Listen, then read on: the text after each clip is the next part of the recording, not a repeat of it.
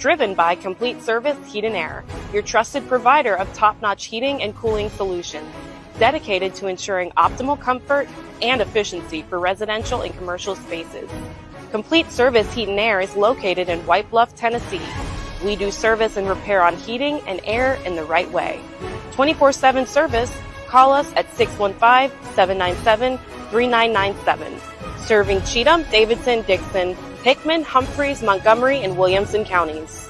SEC Media Days is also brought to you in part by Mid-Tennessee Bone and Joint Clinic, Micah Blunt, your State Farm agent, Tim Sutherland of Rolling Hills Realty, Pamela Witt, loan officer for First Lending Solutions, Luke's Breakfast and Burgers, the Roxy Theater, the Bone and Joint Institute of Tennessee, and Alicia Duncan with 24 Realty. Now, let's go to downtown Nashville and join Maurice Patton, Chris Yao, and Wade Neely as they broadcast from the Grand Hyatt. No. Every time we get a chance to be in downtown Nashville, it's a good time, and part of the reason is because of Scott Ramsey, Nashville Sports Council, with us now. And Scott, welcome in. Thanks for taking time with us, man. Thanks, guys. Thanks for having me. It's nice to have a home game. Sleep in your own bed tonight, right? No doubt. It's definitely not what we're used to. So, yeah, and you mentioned that when we were speaking in passing earlier. But, yeah, this is it's got to be pretty nice for you guys to have this here.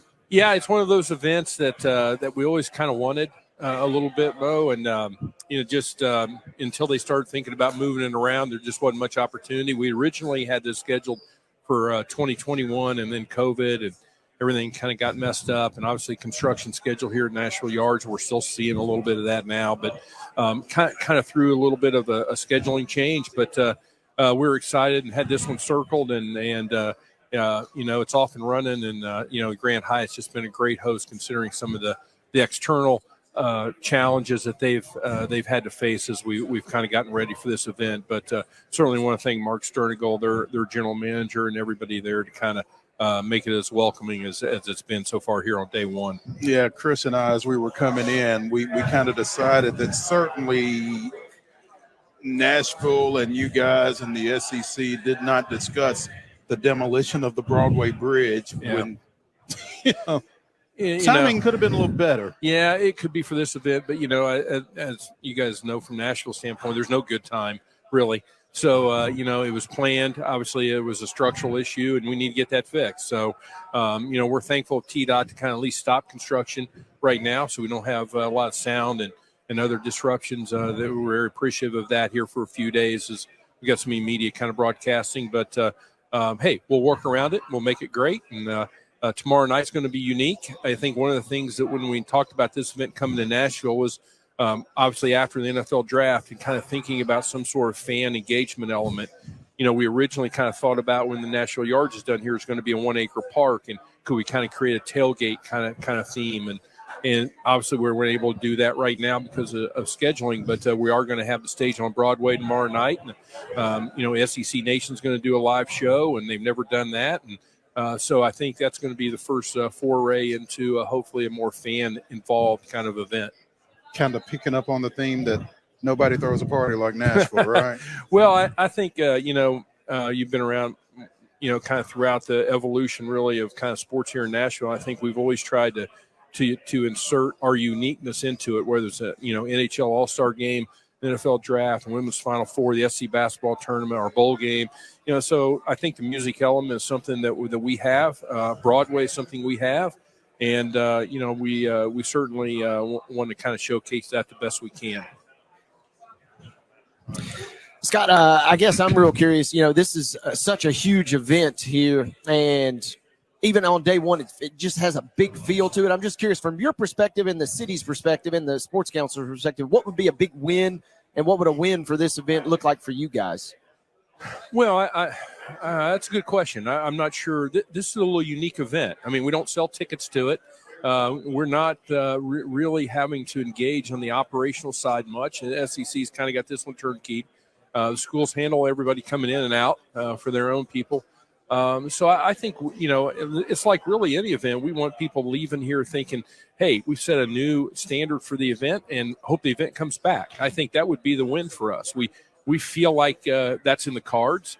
I don't feel like this is an event that like some of their championships where they're going to anchor in. I think they're going to move it around. And that's probably a good thing, especially in the summer. We're so busy here, and to try to get this scheduled in and hold the appropriate space and rooms. I think it's better on probably a rotational basis. So certainly hope that we end the week with that kind of being the sentiment. Absolutely. And we already had a nice win, in my opinion. The commissioner's address, we heard the new Titan Stadium get mentioned, and we also heard the Music City Bowl, which obviously is a fantastic partnership as well. Yeah, certainly. And the SC basketball tournament being anchored in here. I think that's been one that as I look back in the almost 30 years I've been here, that was one when we were able to really lock that in for now what'll be a 12-year run, was a huge win for us. And especially adding Texas, Oklahoma, we're going to have 2 new fan bases coming in. So when you kind of look at, the SEC opportunities for us, we got Tennessee, Virginia this year. We've had Kentucky play a regular season game here over the years, the bowl and the basketball tournament. Now this event on a rotation basis. We've really kind of established as kind of a Birmingham North, if you will, for their conference office. And that's kind of important for the future of the SEC in Nashville. Obviously, Vanderbilt being here, Nashville's kind of unique in that there's an actual SEC institution here in the city. So how much of an impact does that make?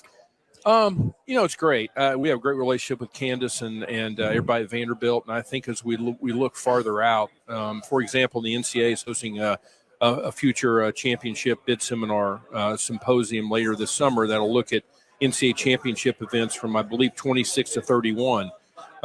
So having a partnership with Vanderbilt is certainly one that will allow us to look at those kind of events. I don't know what those are going to be yet, whether it be, the Collegiate Soccer College Cup, whether it be some SEC volleyball, whether it be volleyball, so I think we're going to really look at kind of expanding the portfolio the best we can. All of them may not be in the new stadium, but they're hopefully be able to populate either Geodis or Bridgestone Arena or the stadium. And we're looking forward to that opportunity. And I think the relationship there is key. One of the things we've learned over the years is that the relationships really go deep. The staffs at the SEC turn out to be your future ADs, which populate your future sport committees that make decisions on where championships go. So it's a constant cycling of that. And I think a relationship and the experience they have here on all these events is key to the future. Scott Ramsey, president of the Nashville Sports Council, joining us here on Main Street Sports Today, presented by Mid-Tennessee Bone & Joint, as we broadcast from SEC Football Media Days here at the Grand Hyatt in Nashville. Scott, you mentioned that, hashtag SECMD23 is, part of a rotation now. Last year they were in Atlanta at the College Football Hall of Fame. Commissioner Sankey announced in his address earlier that they're going to Dallas next year. Have you guys discussed when it might be back in Nashville, or is that just getting too far ahead of things? No. Hey, we're always chasing everything, Mo, as you know. I mean, we've had those discussions as early as a couple years ago when we started rescheduling this one from COVID, kind of, hey, we're here, what's the cycle look like? They haven't made any hard decisions yet on that. Is that an Atlanta, Texas, Nashville, Birmingham rotation? Birmingham seemed to be logistically a little more challenging given the growth of the event, but that's their home market. So I'm really not sure, how many years rotation, but we certainly are pressing forward the best we can, as aggressively as we can to bring this back, down the road. Just don't know what year yet. Kind of a non-football question. Obviously, you're right by Nissan Stadium right now. All the grandstands are going up. What's the latest you can tell us, both short-term and maybe even in years to come, as far as the status of the Grand Prix? Yeah, that's a good question, Wade. Certainly this year is, has been. It's a third year of a 3-year agreement between IndyCar and the ownership group for Music City Grand Prix. I think the next couple of years are going to be the key. Is there a course alteration during the construction that can continue the event in the current state, or will they have to maybe take a couple years off and bring it back?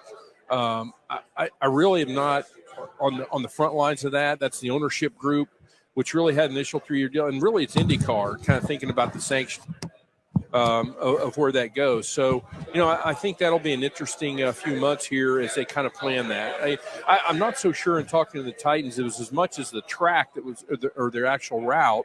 It was really more the infrastructure. Mm-hmm. We had the full paddock where the new stadium's going to go, and where do you put that infrastructure, around if you have to modify the course to some degree. So, that'll be decided here in the next few months coming up about what the future of that looks like. But we're excited about that in early August. It's been a great event. Scott Ramsey here, the Nashville Sports Council, joining us here on Main Street Sports Today, presented by Mid-Tennessee Bone and Joint. Scott, this is, again, a fantastic job you guys have always done. I know you guys didn't have a whole lot to do with it, but anytime you guys are involved, it's never a bad event, and you just continue doing what you're doing. We appreciate you for all that you have done. Well, this one was unique, where we kind of negotiated them coming, and obviously then the Grand Hyatt and the SEC kind of took over on the operation side. So it's a little unique that way, but I think that's kind of one of the things, and certainly Mo's been here as long as I have, and when you look at the city, I think when you don't care who gets the credit, the city's been the winner. And I think every event's been a little bit different there. And, we talk about the Grand Prix, and the ownership group's done a heck of a job. We kind of help them on the backside on operations, on volunteers and transportation and the pit stop challenge. And so we all kind of collaborate. And I think this one, certainly a lot of credit goes to the Grand Hyatt for hosting. Great. Well, again, go ahead. Oh, I was just going to say, we really appreciate No you problem. stopping by and visiting with us. Know you got a lot going on, and just thanks for taking some time with us. Just trying to tell everybody to keep coming back to Nashville is my job this week. So I don't think you'll have a problem with that. more home games is good. Oh, absolutely. Thanks, Thank you, Scott. Scott. See you guys.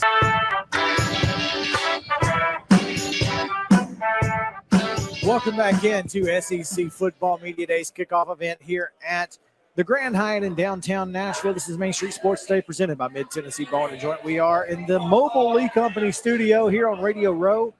Glad to have you guys with us as we continue coverage all week long. We'll be here live on set through Thursday, and then, of course,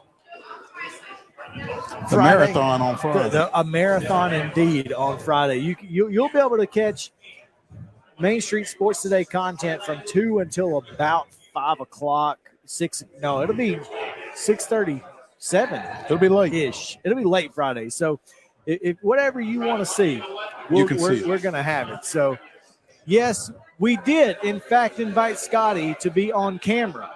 I don't know what happened, but You've got a fan or a foe. I'm not sure which. a publicist.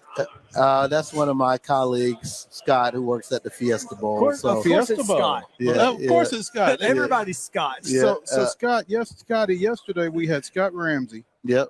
and we had Scott Rabelais. Now we have So now we got but I'm a Scotty. I'm like Pippin. I'm a Scotty. But so you still got an R. I still Scott, yeah. Scott R. It's, Yeah. it's the R's, man. I got don't the know R's. what's Got the going R's. on, but we're glad to have you guys with us and talk a little bit about what you're doing out in Texas and in the Cotton Bowl in Dallas, and of course with yesterday's big announcement that SEC Media Days will be on the road to the Lone Star State next year. Kind of wild, huh? It is wild. It's I'm excited for my friends at the SEC office to come to North Texas, and we're going to be there to help them bring this event to life. It's an event that has grown exponentially over the years. As I mentioned before, I worked at the SEC in my first job out of college, so I worked 5 SEC Media Days on the staff. None like this. It huh? was nothing like this. It was we were at the medical center in in Birmingham. on Richard right, Arrington, right across from the office. right across from the office, and then went to the Winfrey as time went on, and obviously that just has expanded and expanded and expanded. So this is just unbelievable, and it's great to be here and great to see some friends and talk about the Cotton Bowl. So what you're saying is drinks are on you in Dallas, right? Drinks are on somebody in Dallas. It'll still be on the SEC, but it won't be on me. But that's all right. We'll tell you where to go get some good ones Okay. All right. and some good barbecue. Oh. That's what we need to know. That's the real question. There we go. That's why we call on Scotty for the insider information. That's right. Absolutely. You know, We might need to give him some insider information about tonight when we leave here. Hello. I'm just saying. Speaking of barbecue. Yeah. So, what do you expect media days to look like in Dallas for the SEC? The hotel that are going to Omni downtown is actually the hotel that we're very familiar with Goodyear Cotton Bowl Classic, as it's been our media headquarters for a number of years. So we know the layout of that hotel very well.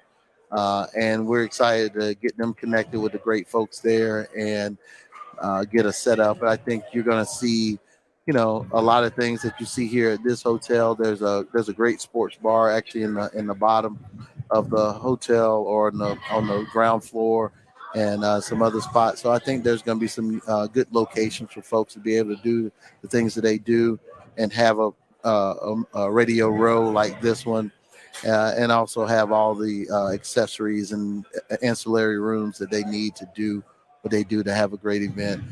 Dallas is, the Dallas-Fort Worth, you can call it whatever you want to call it, the Metroplex, North Texas. There's a reason why Sports Business Journal called it the best sports business city in the country, because it is. I mean, you think about just in college sports alone, you got 5 Division I conferences. You got the CFP. You got the National Football Foundation. You got 3-4 bowl games. And that's just in college football, and then you start going a little bit deeper than that, and obviously you got everything in the major sports realm. But then even in the ancillary or semi-pro or pro sports realm, whether it's XFL, with Major League Rugby, Major League Cricket. I mean, there's everything going on in Dallas right now, in the Dallas-Fort Worth area, and in particular in Arlington, where you got all the stadiums, in particular from Globe Life to Choctaw Stadium, and obviously our home at AT&T Stadium. It's just it's a growing place. People don't realize Arlington is considered a suburb of Dallas, and Arlington is the 7th largest city in the state of Texas. And a suburb. And 2 of the other 6 is Dallas and Fort Worth, which they're all connected there together. So you got 3 of the top 7 that are right there. And I actually live in Arlington, so I'm, getting to know that area. Living and working in Arlington, I'm getting to know that area quite well, and it's just amazing. And it's growing, By the time next year comes along, and oh, by the way, when SEC Media Days goes on next year in Dallas, in Arlington, will be the Major League Baseball All-Star Weekend. That's not. That's not nothing. Everybody's ears just perked up a little bit when you said that. Yeah, that'll be going on at the same time. You gonna get us some tickets, Scotty? Efforting.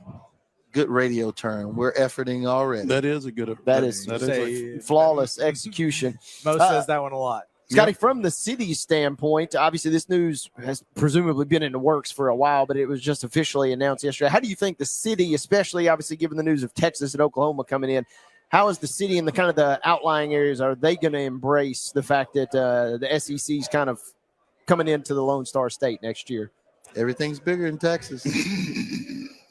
So you already know they're going to come strong. Look, Oklahoma folks, Arkansas, and obviously Texas, they are built and have been set up to come to Dallas all the time. Whether it's A&M Arkansas, which is a game we host, Southwest Classic in September, whether it's OU Texas at Cotton Bowl Stadium, which not to be confused with the Goodyear Cotton Bowl Classic, the bowl game.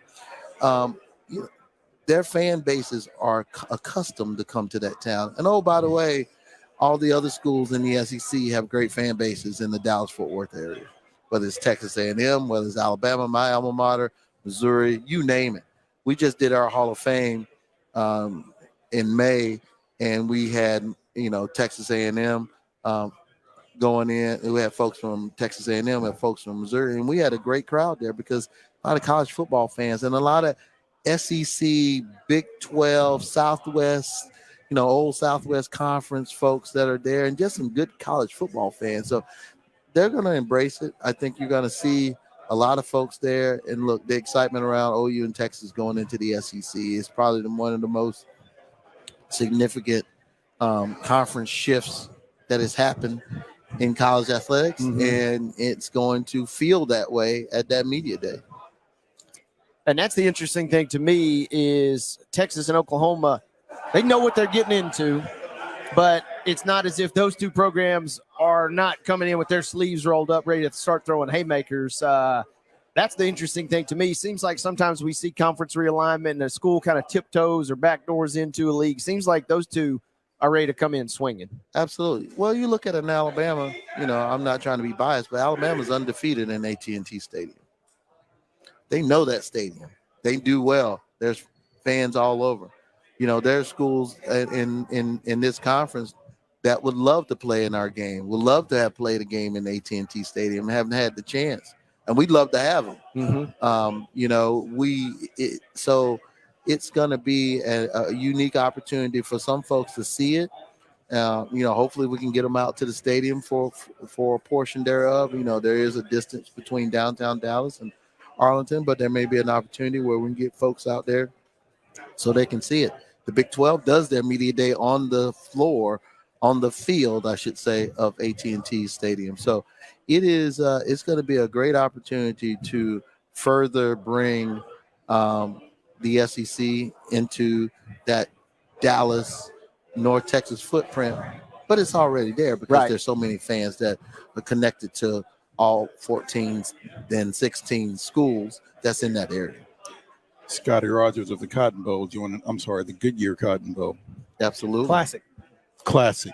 Joining us here on Main Street Sports. We're the only classic. So.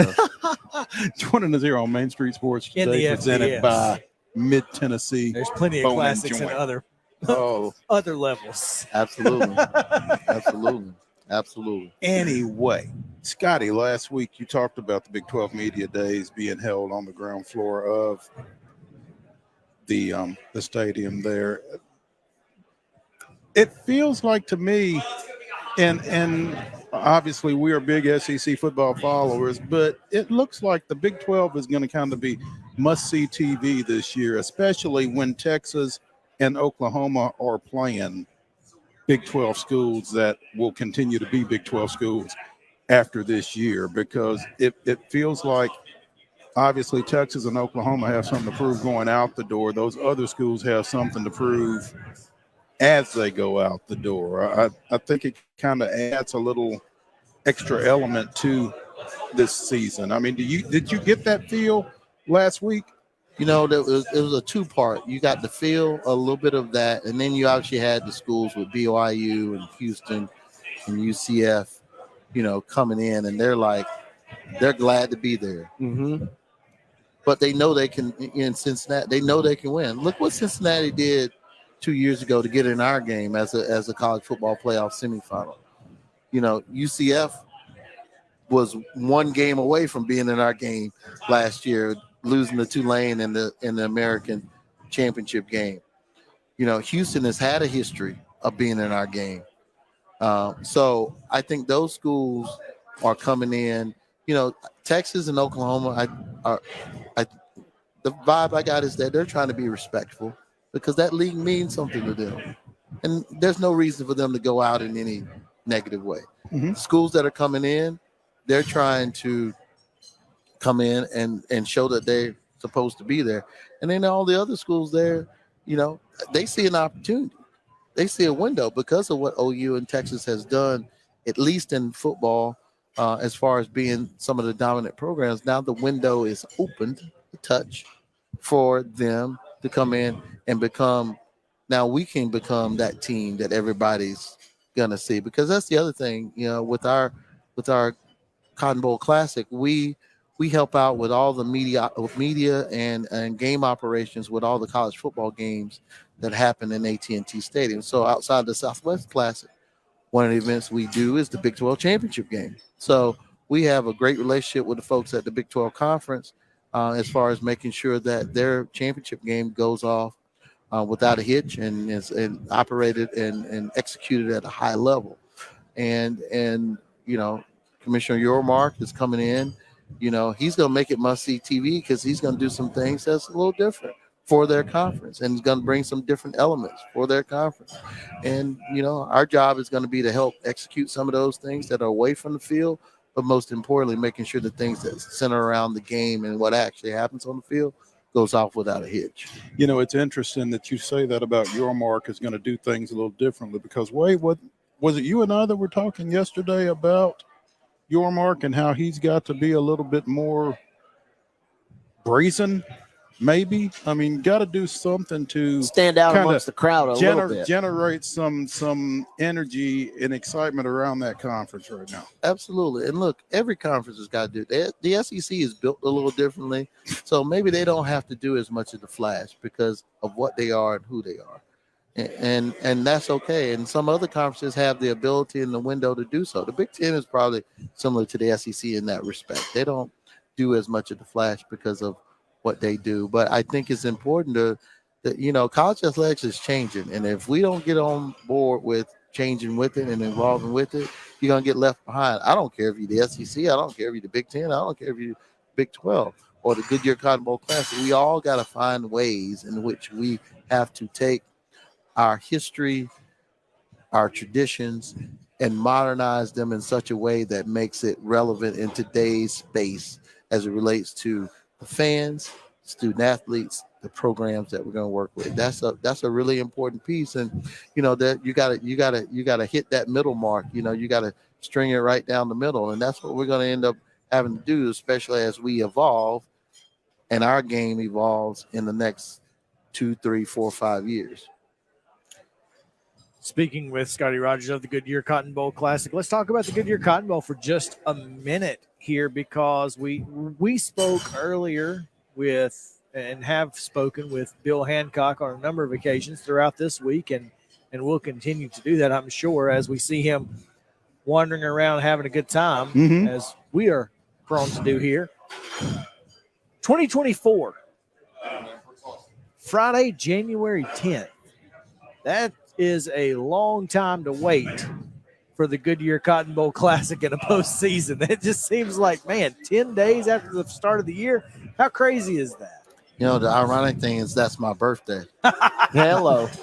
So January 10th, I was born on January 10th. Throwing a birthday party, huh? So yeah, one. you know, and the thing is, our schedule is going to be compressed. You know, normally in a bowl situation, as the years have been, you've had a 6 or 7 day experience. Well, that's probably going to be cut in half at least. So how do we bring the best of what we do in that window that's still being discussed, but, 3-4 day type window? We're going to have to do some things differently, whether that's for the teams, whether that's for the fans, whether that's for the media. We're going to have to find a way to do the things that we do best in a compressed window at a unique time, because like you said, you're not, it's not on a in the middle of that holiday break. Right. that gives you that feel. People are not off work. January 10th, everybody's back to normal life a little bit. Kids are back in school. Kids are back in school in all facets. So it's going to create some unique opportunities for us to be able to do some things differently. But yeah, it's going to be a long time to wait for that semifinal, because unique for us is that in the first year of the 12-team playoff, just as the rotation goes, and we rotate with the Orange Bowl, so it'll be us in the Orange Bowl as semifinal games in that first year. And then quarterfinals in 25 on New Year's Eve, which will be a little bit more normal for you guys. Absolutely. And the other thing, that we're going to have to get accustomed to is, in the current situation, we learn our teams on, the first Sunday of December. Well, in the semifinal year, we're going to learn our teams 4 days before they arrive. Yeah. Because they might be playing on Saturday and then arriving on Wednesday. Yeah, that's and in a quarterfinal year where there's a little bit of break, we'll know one team on that first. We'll know one team 2 weeks in advance, and then obviously we'll know who the potential of the other two teams might be. So it's gonna create a lot of different operational changes and flow with how we do what we do. We're gonna have to compress our timeline on how we do the things we do to create the branding, to create everything that we do that makes it special, so that when those teams walk into AT&T Stadium, they know they're playing in the Goodyear Cotton Bowl Classic. And going forward after this coming year, they know they're playing in a CFP quarterfinal or a CFP semifinal. And that's going to be really important, because the crazy thing about the 12-team playoff is that there's a team that can be a Sugar Bowl champion and a Cotton Bowl champion in the same year, and then go play for the national championship. How does that affect the swag is my question. Well, hospitality and swag is, we win that one. So we're gonna make sure we gonna make sure we keep winning that one. I don't want to be too bold there, but we want to make sure we keep bringing what we do, because hospitality and what we do as far as the overall experience for all those that touch our game, that come to our game, that's really important for us. We spend an inordinate amount of time working on the things to make sure that everybody that comes to our game has have an experience. I come to these media days and I see these coaches, and some of them have been there as head coaches, some of them there has been in our game as assistant coaches, and they still talk about, the experience. They still talk about some of the things that happen. Their spouses still talk about some of the things that they got, and we still have that TV that you guys gave us. It's in our basement and we still use it, and those things are really important to us, because we want those memorable experiences, because the pandemic should have taught everybody this. We cannot take what we do in the world of sports for granted, because it was taken away from all of us. Rough. It was taken away from all of us. So for me personally, and I'm sure for many others on the other side, I don't take any game that we have, any opportunity we have to interact with the media, interact with student athletes, interact with programs. I cannot take that for granted, because, Mo and I go back when he was doing his journalistic work more so than he is now. And he was covering and covering women's basketball with Tennessee and Vanderbilt and Pat Summitt and Jim Foster. We go back, that's 20 some odd years ago. It's like that. Hold on now. It was, and Talk about pump the brakes. and that's those relationships are, to me, are critical. And I just, I'm just lucky that I have a place that I work and I care about with the Goodyear Cotton Bowl Classic, that we can continue to create lifelong experiences for all the folks that come touch our game. And I mean that for the media too, folks like yourself that come in. We want to make sure that you have a great experience, because you're the conduit to get our word and our message, and everything goes out to the masses. And we want to make sure that when everybody listens to Main Street today, that they know that that trip to the Cotton Bowl was just fantastic. Absolutely. And we want you talking about it 3 months after, 6 months after, 1 year after. We want to make sure it's a great experience while you're there. But when you're having your nostalgia conversations on the air, you remember that time we went to the Cotton Bowl Classic? We had a great time in this game, and that happened. And so that's what we really want to do. Well, Scotty, I can tell you this. Anytime you've been watching, especially during NFL draft, there are still highlights of Mr. Spears from Tulane just running roughshod over USC last year, over 200 yards. Now he's in the backfield with there. Continues. We hope that continues now that he's a member with the Titans. But an electric game last year between two teams that, your traditionalists maybe would not have speculated would have been paired up. But 91 points between Tulane and USC. And what really was one of my favorite bowl games of the entire season last year. There's no one that would have predicted that game to be that game. And oh, by the way, Caleb Williams, the Heisman Trophy winner, had one of the best games in 5 Goodyear Cotton Bowl touchdowns, Classic easy. history. And he quote unquote doesn't get talked about because of Spears and because of Pratt and what they did, and obviously with the defense locking down and getting that safety at the end of the game. What an electric atmosphere of that game. And that's what the Goodyear Cotton Bowl Classic is about. Giving opportunities, because of the way the system works. We've had every third year we would get the Group of 5 champion in our game, and that's saying Cincinnati, who earned their way in as a college football playoff semifinal game. So to have Tulane, to have Memphis in our game, that has happened. Tulane really came in and they were hungry. You know, I have a unique connection to Tulane because I worked at Tulane, and I was there the first 2 years of their time under Coach Fritz. And, you know, not that I was biased because I got friends everywhere. So, you know, but I was happy for them. I was happy for USC because, you know, Lincoln Riley and what he's done at Oklahoma in year one at a very tough place to coach at and be successful at. He came in and did that. And, you know, obviously there was some disappointment because they didn't win at the conference championship, but they came in and battled in that game. And they didn't, you know, Tulane just did what they needed to do. And it was a really electric atmosphere in AT&T Stadium for that game. And, you know, one of the most unique things about this, and no disrespect to any other win Tulane's had in their football history, but most likely that was the biggest win in their football history. And it happened in our game. Outside of anything they may have done in the SEC in the 30s, probably so, absolutely. So, yeah, the answer to the trivia question. The question is, can you get the third team in the answer to that trivia question? You know, the three schools that started in the SEC that's no longer there. People get Tulane and people get Georgia Tech. And Swanee.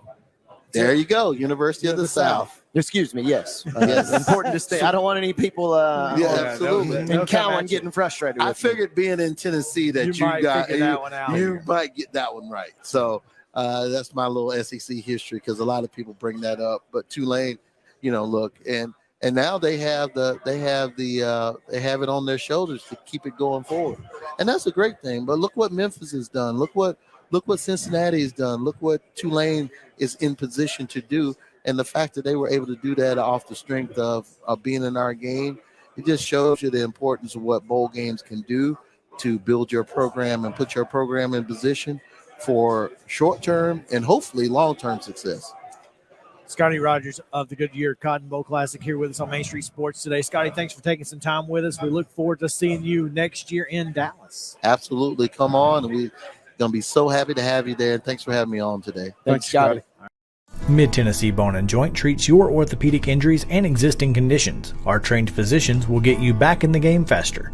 Contact us at 931-381-2663 or www.mtbj.net.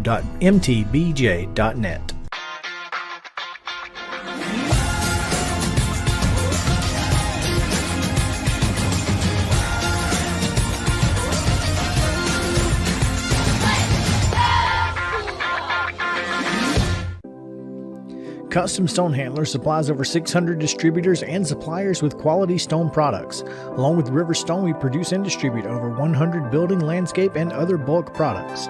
Our goal is to provide quality products, service, and partnerships to ensure our customers' success. We firmly believe that the measure of any person or company is how they treat other people and customers. Give them a call at 931-490-4990 or visit CustomStonehandlers.com. With Lee Company technology, the best handymen are hands-off. Lee Company techs have been using visual findings and other smart technology tools for years to add transparency and virtually take customers along.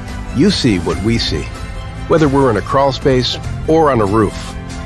With Lee Company, technology helps us help you, no matter what's happening in the world or at your house.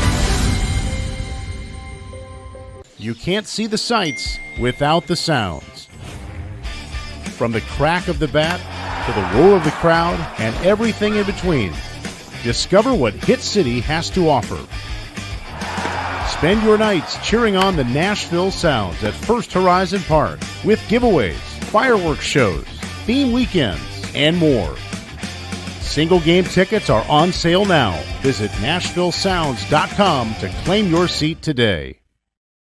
Piggly Wiggly, located in Neely's Mill Shopping Center, is Columbia's locally owned and operated Cost Plus 10 grocery store dedicated to serving the community with low prices and smiling faces. Piggly Wiggly offers fresh, hand-cut meats daily as well as daily hot plate lunches from their deli counter.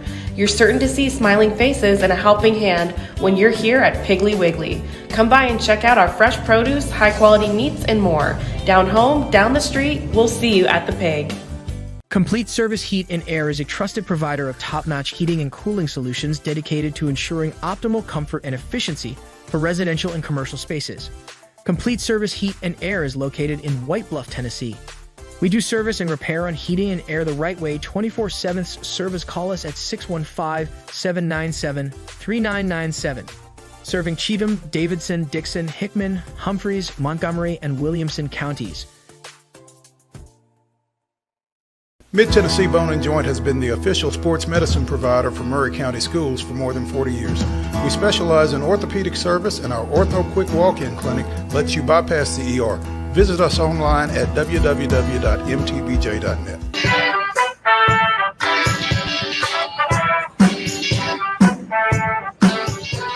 Welcome back into Main Street Sports today, presented by Mid-Tennessee Bone and Joint.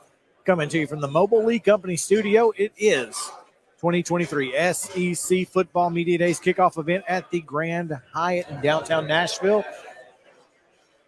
Man, what a week already. We're just Tuesday. We're only halfway through Tuesday, and so excited to continue talking about Southeastern Conference football the rest of the week. But, Mo, last year we were unable to make the connection to get this guy on our show, and it was one of our top priorities ahead of Texas joining the SEC next year to have Orange Bloods Anwar Richardson join us, and that's what we have right now. Anwar, thanks for taking time with us, man. I appreciate it. You know, this is our soon-to-be home for the University of Texas, so got to come out and do a little scouting report, see what's going on, see the ins and outs of this thing. You know, it's the SEC Media Days. As a person who's covered Big 12 Media Days, kind of equate this thing to like Big 12 Media Days. It's almost like, you know, you go to a weekend concert, a concert festival, and Big 12 Media Days is that act that performs about like 6 o'clock. Right. And, yeah.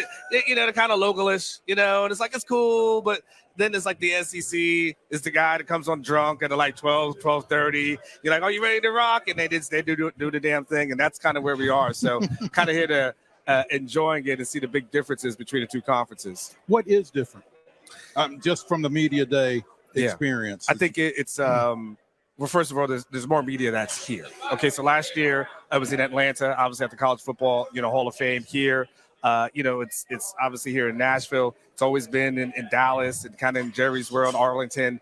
So there's a little bit more of an emphasis that's here. Obviously, the programming is here, but it's more of an event than anything else. And so the thing is, what's happened is because the Big 12 has a new commissioner, Brett Yormark, he's a little bit more of a visionary, and so he's kind of doing things to kind of make it more into an event and make the conference a little bit more appealing. And so I feel like the conference is in a better place, but for so many years it just has been so stagnant that there has been there's been no growth. There's been no excitement about the conference. There's been nothing to talk about. And here, there is always something to talk about. There's always something that's going on, So you have your Paul Feinbaums around your corner, right? And you have your ESPNs around the corner. Paul Feinbaum, and he's not at the Big 12, It's like this, and the majority of you guys aren't. So I just think that part of it, and then, I feel like there's an ownership component that you hear from coaches when they speak, when they take pride in the conference. And they take pride in like this is us, and this is what we do, and we're the SEC, and while there's competitiveness, they feel like this is the best conference, and there's enough evidence to prove that. So I just think that those things that involve is just a bigger scale, and honestly ends up being something I look at Texas and I'm like, well, this is probably where you need to be anyway. Like that will be home. That's probably a better suit for you. That's probably a better marriage for you than what you're currently in. I was getting ready to say, and the way it's set up, it seems like, you just had Scotty Rogers from the Cotton Bowl Classic on before you, and it seems like Texas and Oklahoma, more so than maybe any other programs, geographically and just in terms of reputation and cachet, seems like they are ready to step right in. There's not going to be much of a feeling out process with those two programs. Well, so there's two levels to what you're talking about. So there is the like how they feel, and then there's how the teams are set up, right? So how Texas has felt is that one of the reasons why they wanted to leave the Big 12 was everything I just told you about. The Big 12 wasn't not into expansion. Like they weren't trying to get better. They were really content to basically ride the coattails of Texas and Oklahoma, have those two programs bring in all the money, and they do nothing that's innovative. Like, when the Big 12 expanded and they finally just added in these teams for that they're into the season, those were teams that they looked at a few years ago and they told no. They just because none of the members wanted to divide the money up. So they just figured like, okay, no, this is be better for us. And then when it's all said and done, Yormark comes in and eventually, and that's it's Yormark, it's a little bit before him, but then they add the UCFs and they add the Cincinnati's and the BYU and the Houston's of the world, and now all of a sudden they're a little bit more valuable. Yormark goes ahead and it gets them the new television deal. So he does that. So there is this feeling of belonging for Texas that okay, they're not going to be in a conference where they have to carry everybody else. Like they can be in a conference where everybody else is carrying their own weight. And now it's a competitive conference and so on and so forth. So there's that. Then there's the team aspect. And one of the things for Sarkisian has been knowing that he was going to come into the SEC is finding a way to build a team that can compete. And one of the things that they understood was that they didn't have an offensive line or defensive line that could compete against any of these programs. Like that was just an obvious thing to him. And so that's one of the things that he really focused in on is like, you got to get bigger in the trenches. You got to get more athletic on the defensive side of the ball. And so that's what he's been recruiting at. You guys may have heard of the Pancake Factory, which is where every offensive lineman who's a member of the University of Texas gets paid $50,000 a year through NIL. So you multiply that by 4 years. I mean, it's $200,000. So that's starter or not, you're just on the team. So working on that, bringing in guys who are defensive linemen, elite guys and stuff. And of course, you saw last year, they were able to be competitive with Bama, had a good opportunity to be. So they feel like they're building a team that will be able to compete once they are here. So that's why I said it's two levels of it. It's the program itself feeling like, okay, they don't want to carry this conference anymore, and they want to give the conference that's going in the future, and then also them building a program that can actually compete, where it's not just, as people want to say, well, they're just trading in losses against Kansas State and TCU for losses, against Arkansas and other part in Georgia. They want to be able to actually trade that in for wins going forward. And that's an interesting topic that you brought up. And I never really thought about it like that Texas and Oklahoma might just feel fatigued a little bit by carrying the load for the conference, because it seems like, okay, we're fine kind of being the front runners. But that's an interesting concept that you just brought, and something really I hadn't thought about. Yeah, well, because if you think about it for right now, when Texas and Oklahoma leave that conference, what becomes the biggest rivalry game in the Big 12? Like, think about it. It's Texas Tech versus somebody, Houston. Like, there is none. Like, there's TCU Baylor? TCU Baylor, but is that something you're going to watch on a Saturday? Okay. If there's anything else worth watching, no. So, you know what I'm saying? So that's what I'm talking about. Like, that's what I'm talking about, carrying the conference. And even though Texas hasn't had the success that you would want them to have, or at least they would want themselves to have, it's a brand name. It's kind of, and in the comparison, that Texas fans don't enjoy, they're kind of like the Cowboys. They have all the hype, they get all the buildup, and they don't always have all the success. And a lot of the success is, yesteryear. It's been a long time. Last time Texas won a Big 12 championship was in 2009. They've been to one Big 12 championship game since then. So, there's been but every year it's a brand. And every year you find out and you say, which program has made the most money in all the athletics? And you say, University of Texas, right? And so there is that thing where they've been carrying it. It hasn't been carrying because of success on the field. It's been carrying because it's a brand name. Mm-hmm. And so, but now they're trying to marry both, which is be able to be successful on the field, but then not be in a conference where everybody's just grabbing on them, leeching on them. And they're the reasons why all the other conferences are making money through TV, not for anything on their own. Marcel Darius literally killed an entire program when he hit Colt McCoy. Yeah, literally killed the entire program. Anwar, you mentioned something about building an SEC type program in the Big 12. Is that, and in this year, is that sustainable to win the Big 12? Because clearly the media thinks it is. Oh, you're gonna put me on the spot. Well, they were But- far and so- away the media. The preseason They're number one. the preseason number one. They're betting favorite in 11 out of 12 games outside of Alabama this season. They are from a stacked roster position. They have more blue chips than anybody else that's in the conference. When you look at this team on paper, they're absolutely loaded. They've got the quarterback with Quinn Ewers. He's projected to be, a first-round draft pick. We'll see what happens. They've got Xavier Worthy at the wide receiver position. He's projected to be a first-round draft pick also. They got A.D. Mitchell, the former Georgia receiver. He transferred in. From right Former here. Cane Ridge High School stand-up. There you go. So your guy, right? Mhm. You know all about him. They've got him who's going to be on the other side. They've got a tight end by the name of Jatavian Sanders, who's viewed as the number 2 tight end in the country. They've got a left tackle by the name of Kelvin Banks, who's a sophomore who started in every single game last season. And if you remember that Alabama game, you're going to remember that they weren't getting to the quarterback the way that they thought they were going to, mainly because of left tackle, at least on that left tackle side, because of what Kelvin Banks was able to do. So they've got a ton of offensive weapons. They've got a defense, that's improved. So, you look at it, they've got enough to win the Big 12. The biggest obstacle for Texas is just being able to get over those hurdles, and being able to beat the teams that they're supposed to beat. And that's what you haven't seen. Again, it's been one double-digit win season since 2009. That was that Tom Herman season when they beat Georgia, of course, in the Sugar Bowl. But it's been a while. And so, yes, on paper, this should be the team that is competing for a Big 12 championship and being in Arlington. That is absolutely true. And I can tell you from talking to Texas fans and interacting with them, it will be a major disappointment. And there'll be questions about Sarkisian if it does not happen this season. But yes, this should be, to answer your question, this should be the year of Texas. Anwar Richardson of orangebloods.com joining us here on Main Street Sports today, presented by Mid-Tennessee Bone and Joint. Anwar, as you talk about, Texas kind of carrying the Big 12 to some degree, paraphrasing, but when it's framed like that, how do the other members of the Big 12 react to that? Is there resentment as far as that goes? Do they recognize it? Do they recognize it but not acknowledge it? I mean, They know, but they ain't telling you. yeah. I mean, what is their reaction to it being framed that way? I mean, there's resentment for sure.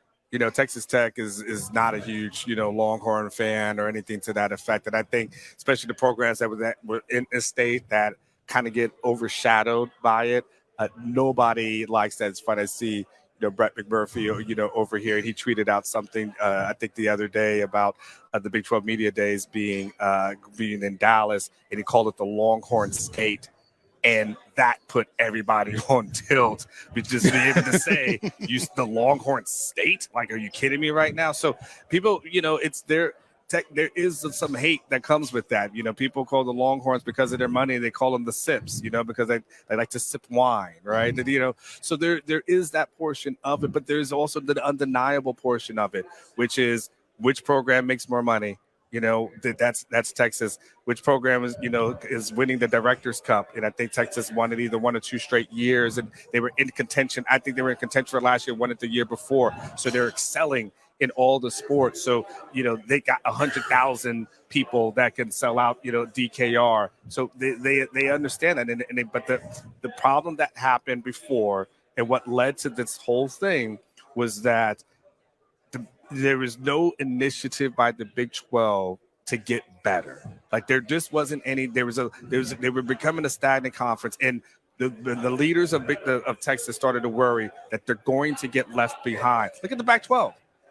Look at where they're at. And so Texas they didn't know, but they knew something was coming.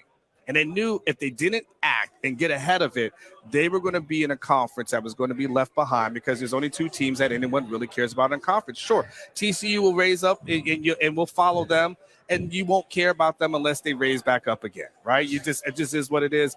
Baylor had a good season. Iowa State's had good season. You've seen that had good seasons, but then it's a good story, and then you turn the page. Everyone always follows Texas.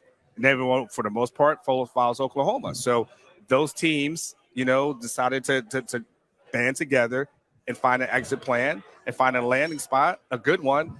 And I think what they've been able to do by doing that, they probably solidified their future for the next, 75 to 100 years. It was about this time 2 years ago when realignment got turned on its ear, like you said, with the announcement that Texas and Oklahoma were leaving the Big 12, coming to the SEC. Were they working together? I mean, was there a phone call that said, hey, let's do this? Or were they working independently of each other? Or how did that come about? Yeah, there were conversations, that were had between both schools, as far as like, let's do this. Now, the one thing they were able to do that's amazing was that they were able to keep that under wraps. Because, I mean, that something like that's that monumental to not have a leak that came out at all is impressive. That's, you guys do the media. That's hard to do, especially something that monumental. But they both understood that it's going to be hard to make. We can make this move, but we're going to need two of us, in order to do this. Because if Texas does this, it can't do it without Oklahoma, right? Because now it's like, well, you can't leave someone. And so they understood we're the two powerful brands here. It's kind of like at some point, you're like, well, we're making all the money here, and everybody else is eating. Why are we cutting this check? With between 10 ways when you and I are the headliners of it. It's what happens when you have music groups, right? At some point, the lead artist says, "Wait a second, why are we cutting this check when I'm Beyonce?" So you know what? I don't need Destiny's Child anymore. Like I'm out of this thing, right? And that's what they kind of just said. Like we can do this on our own and get to somewhere more powerful. So yeah, the conversations were had, and that's the reason why former Commissioner Bob Bowlesby was complaining so much, and he felt like, man, you guys did us so wrong. Like I can't believe you did this. He wanted to threaten to sue ESPN, which I'm like, how are you going to sue the people who are cutting your checks? Like, let me know how that's going to work out for you, right? So that's not going to happen. But there was that and they still got a deal before the Pac-12. and they still because Yormark came in, and this is the key to everything. Yormark came in and he had identified, and that's why I say he's a better leader than what Bob Bowlesby was. And he came in and he understood what needed to be done. He understood the division there, and now they got their deal done.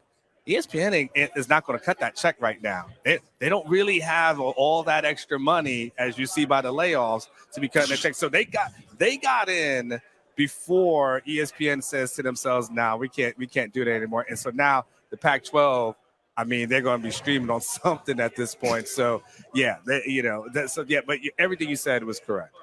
And you mentioned leaders, and just this is me selfishly. I would love to be a fly on the wall, the first athletic directors meeting, just to see how our guy Del Conte, who could cut up a room like nobody's business, to see him kind of interact with these SEC long-term, sometimes established athletic directors. That guy is a maverick in every sense of the word. So Chris Del Conte, for those who aren't familiar, is the Texas athletic director. And just think of the guy who's got the loudest voice, who's about 6'4", and you would want to have a drink with all night long because he'll tell you stories and all that stuff.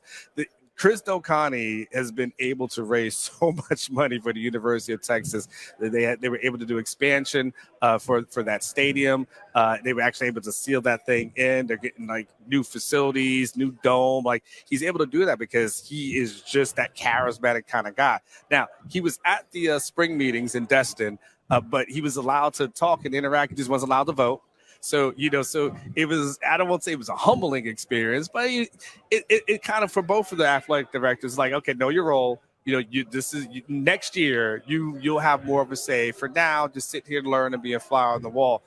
But you guys at some point need to have him on your show because he is funny, he is charismatic, and you guys will actually enjoy all the stories that he tells. He's one of those guys that got a war story for everything. But again, in the role that he's in at the University of Texas, you've got to be able to raise money. Like you've got to be able to relate to those big money donors, and you've got to be able to have that connection to make them feel special. That's what he does really well. He'll make you feel like you're his best friend. You may not be, but he'll make you feel like it. Now, he may cuss you out when you're gone, but he's going to make you feel like it. But you're right about Chris Del Conte. We'll get that cell number from you when we get off the air. Yeah. I got it. You didn't get it from me, though. Yeah, what? Yeah, exactly. There's no evidence of that, right? Yeah. Anwar Richardson of OrangeBloods.com joining us here on Main Street Sports Today, presented by Mid-Tennessee Bone and Joint as we broadcast live from SEC MD 23. It's nice when it rhymes. Yeah, I like that. CD3, I like it. Yeah. Throw a hashtag on that. See what happens. What have you thought as you were at Atlanta last year and you're back here this time around? I mean, you've contrasted and compared SEC media days and Big 12 media days. I mean, for your Big 12 counterparts who have not been to this yet, what do you say to them as they get ready to go next year to Dallas? Well, I'll say to them, get ready for the pros. That's what the SEC is. Like, every other conference is just that. It's every other conference. Like, this is it. Like, this is where, it's first class, all the way. I feel like whether it was I was there in Destin, for the spring meetings, and then in addition to the other one that you talked about last year, and each thing you see is just like a first class operation. The radio row and how it's set up, the pride and all the SEC logos that are there, the fans that show up. There's just this feeling of this is where you're supposed to be. It is different than covering anything else. And so from a media perspective, it's a fun thing to cover something that so many people care about. I covered the NFL for years, and so sometimes when you cover certain games, you're like, yes, but it is. And when they say it just means more, well, it does. And then That ain't just a saying. Well, and you know what? It's a statement of fact. Yeah. It's you know what this is like? This is like going to a club and you're not in VIP. And so you hating on everybody in VIP until you get in there. And you're like, oh, we got bottle service in here? This is nice. Like, how often did it come back? Yeah. I got a private bathroom in here too. Like, wait, and then you're gonna bring some of the most attractive ladies in the club around me? Yeah, this is where I need to be. So and now I'm like, I don't want to go back out there, because once you got VIP, like, the last thing you want to do is go sit at the bar. Like, you're like, man, I've had this. Like flying first class, right? Like, when you fly first class, and you got to go sit back and squeeze into it. You're like, man, this sucks. That's what in the SEC. You want to know what the analogy is like? That's what it's like. It's like being in the VIP. It's like being in first class. I know at the end of the day, I got to go back and cover the Big 12. I'm like, man, I got to sit at the bar. I gotta wait online, and you gotta sit in business. Yeah, right. And now I'm sitting on Southwest. I got B54 for my boarding pass, and I'm just waiting to get back to first class. That's great. That's awesome. Another, I don't know how we failed to mention this wrinkle with all this coming to fruition. There's a certain rivalry game that's going to be back on in the cards. What can you tell us about Texas A&M, which was it feels ancient at this point to a lot of folks, but that's an all-time rivalry in my estimation. I can tell you it's not ancient amongst the fans. I can only imagine. And let me tell you, so what happened was, and I said what happened was, but when A&M goes apart, and it's interesting because, you kind of, I've heard this with Oklahoma and Oklahoma State, where now all of a sudden they're not going to have that rivalry game, and you hear Oklahoma State and Mike Gundy saying, well, they left, so you know what, it's not up to us to keep this thing going, because if you wanted to keep this thing going, you would stay. That's what happened with Texas A&M and Texas, and, so it was, each one was saying when they would get asked, hey, why don't you guys use the rivalry game? What Texas would say, well, you know what, A&M left, and it's not up to us to keep this thing going because they should have stayed in the conference, ... And then you have Texas A&M kind of saying, hey, listen, man, we're at the SEC. We move on to bigger and better. I mean, if they want to play, we can, but we're not going to do that. And so each one acted like they didn't need the other. But at the end of the day, when this thing was finally finalized, the trash talk, the everything, it just got rejuvenated. And look, they talk trash to themselves all the time, but the thing is that they haven't faced head-to-head. And the big thing is, especially from an A&M perspective, is the last team that won that game was Texas. in that famous Justin Tucker kick at the last second, and all of a sudden Texas. So Texas has been able to hold this thing in the trash talk business over A&M for years. Like, well, we beat you at Kyle Field the last time, and so now it is excitement, and it needs to be played. It's hard. You guys in the SEC, what these rivalry games mean, and it's hard to imagine a world where Auburn and Alabama don't play, or Michigan and Ohio State don't play. Like, imagine? Yeah, just imagine taking that away. Imagine taking away Florida and Florida State.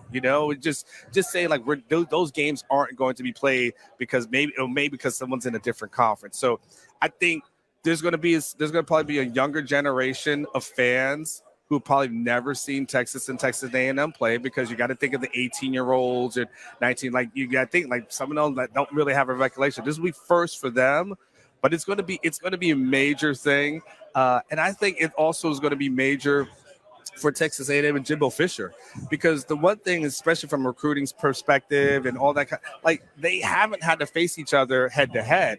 So let's say you compete for someone, in the state of Texas.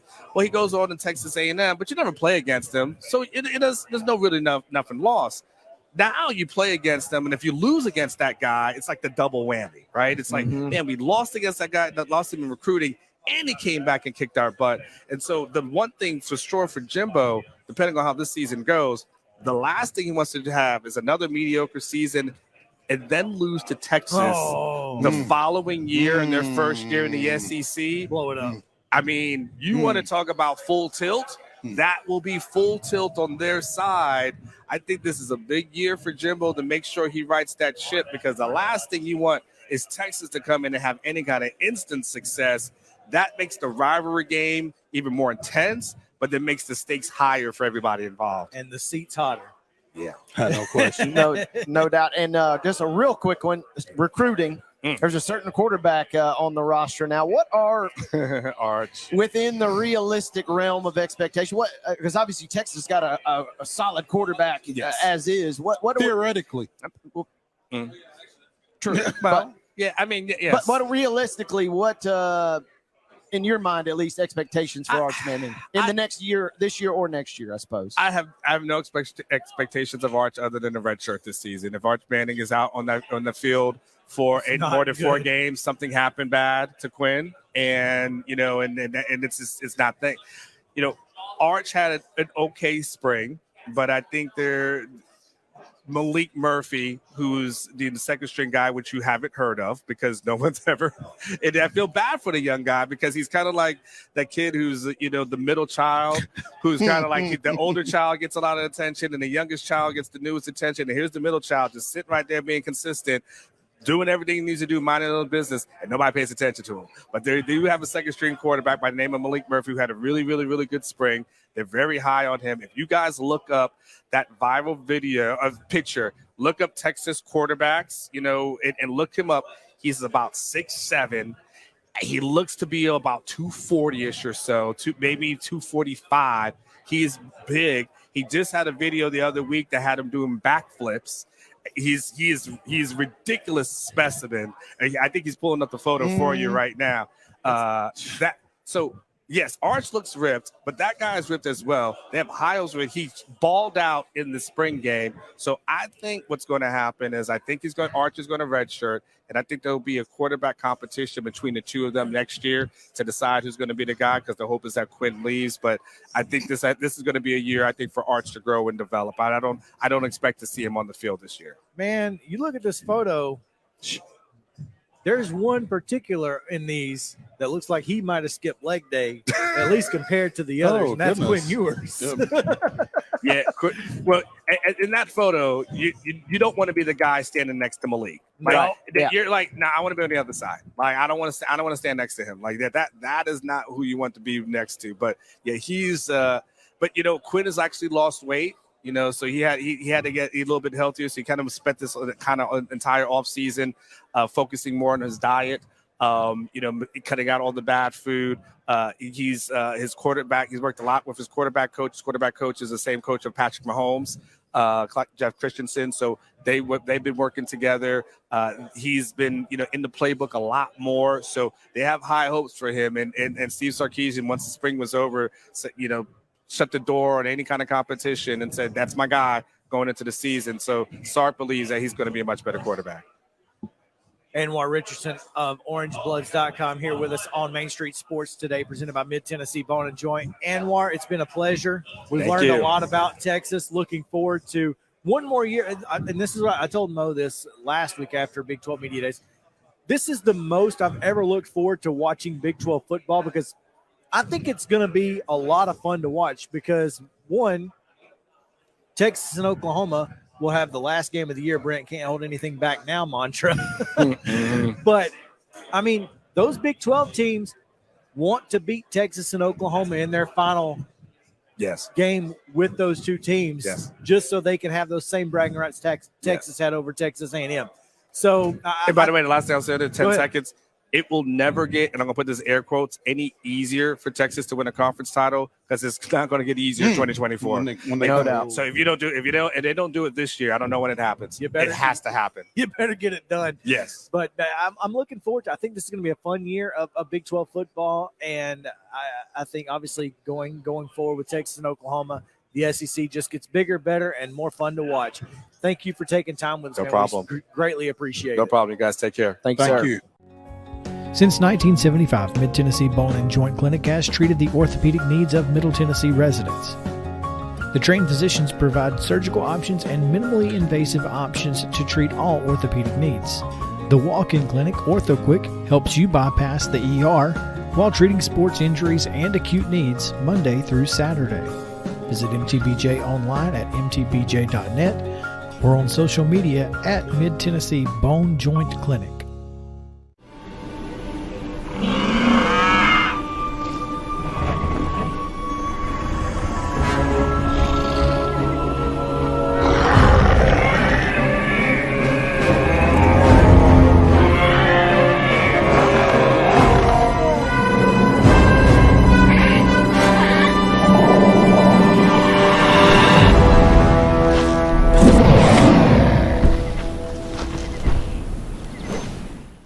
Tired of hanging lights every year? We get it.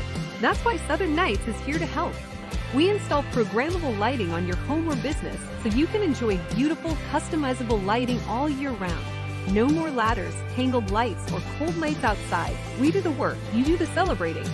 Call Southern Nights today and take the hassle out of holiday lighting forever.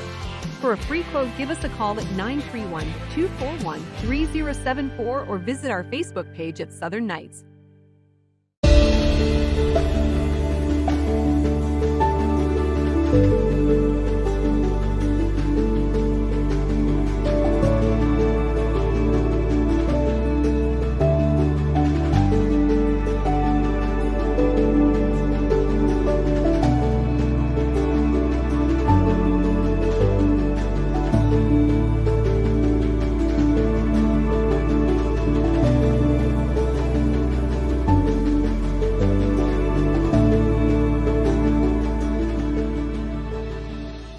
If you're looking to buy or sell in Dickson County, Tennessee, call Tim Southerland at Rolling Hills Realty. As a seasoned realtor, Tim knows how to get you the best price for your home. Selling your home is one of the biggest decisions you'll make, so trust the expert. Call Tim Southerland today at 615-720-1568 or visit rollinghillsrealtydixon.com. Complete Service Heat and Air is a trusted provider of top-notch heating and cooling solutions dedicated to ensuring optimal comfort and efficiency for residential and commercial spaces. Complete Service Heat and Air is located in White Bluff, Tennessee. We do service and repair on heating and air the right way 24/7. Service, call us at 615-797-3997. Serving Cheatham, Davidson, Dixon, Hickman, Humphreys, Montgomery, and Williamson counties.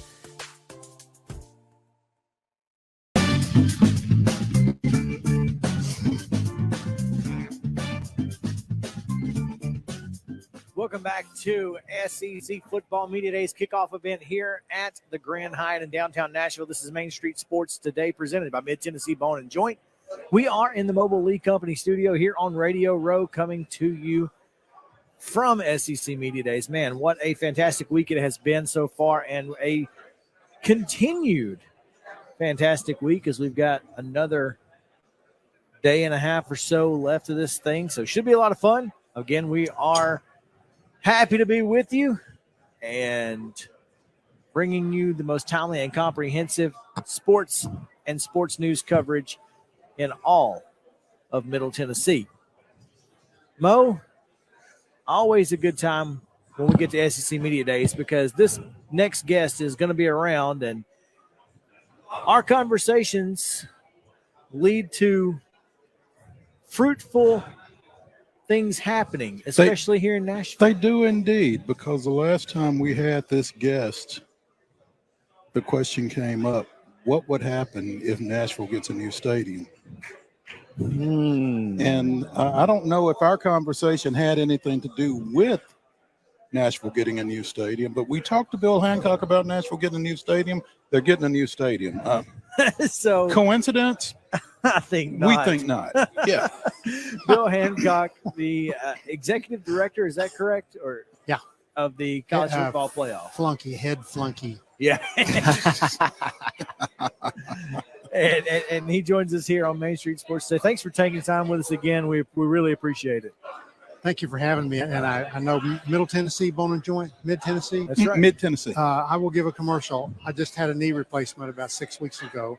Not with them, but with somebody else in Kansas City. But if you're thinking about getting a knee replacement, go do it. Well, I'm going to tell you. Put it off. You had it 6 weeks ago?